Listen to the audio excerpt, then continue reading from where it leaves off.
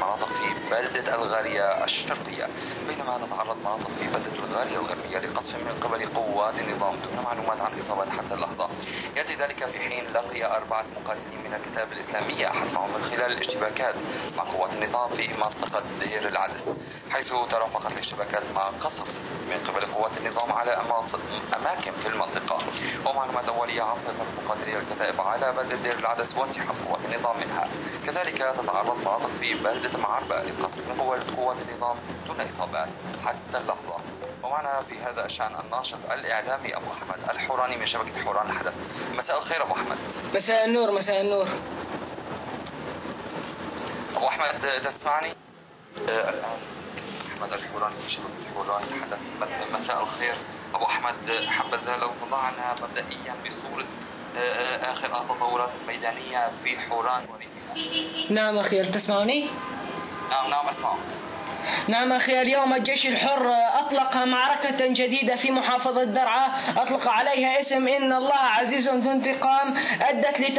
نعم، هذه المعركة أدت اليوم لتحرير بلدة دير العدس بالكامل من قوات النظام وحواجز النظام. أيضا استطاع الجيش الحر من قتل أعداد كبيرة من قوات النظام يفوق أعدادهم 15 عنصرا، وأيضا أسروا ما يقارب الخمسة عناصر بينهم ضباط من قوات النظام. أيضا انتقل اليوم الثوار لتحرير تل أريكس الواقع بقرب هذه البلدة. وما يزال. ماذا عن الأخبار التي كانت ترد حول اتجاه مقاتلي المعارضة في حوران إلى ريف درعا الشمالي الغربي لعملية وصل تحرير ريف درعا بالقنيطرة بالاتجاه إلى الغوطة الغربية؟ نعم أخي، هذا التل الذي اليوم هذه البلدة اليوم الذي تم تحريرها اليوم، بلدة دير العدس تم تحريرها بالكامل من قوات النظام. هذه هي في التحديد أين تقع في التحديد يعني بدرعا؟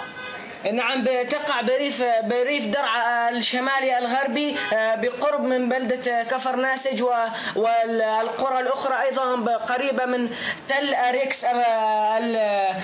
أريكس التابع لقوات النظام. الجيش الحر اليوم يعلن معركة جديدة، أيضا يعمل إكمال هذه المعركة لتحرير هذا التل ويقوم باستهدافه بمختلف أنواع الأسلحة. أيضا ترافق كل هذا مع قصف جنوني من قبل قوات النظام. يبدو بالفعل أبو أحمد أن الحالة من حالة الأمور في درعا وريفها الشمال الغربي، خصوصا بعد تحرير أجزاء واسعة من القطاع الأوسط من القنيطرة، هي في حالة واسعة من عملية تكثيف الغارات الجوية من قبل النظام السوري. أشكرك جزيل الشكر الناشط الإعلامي أبو أحمد الحوراني من شبكة حوران الحدث لمشاركتك معنا في نشر أخبارنا الميدانية. شكرا لك.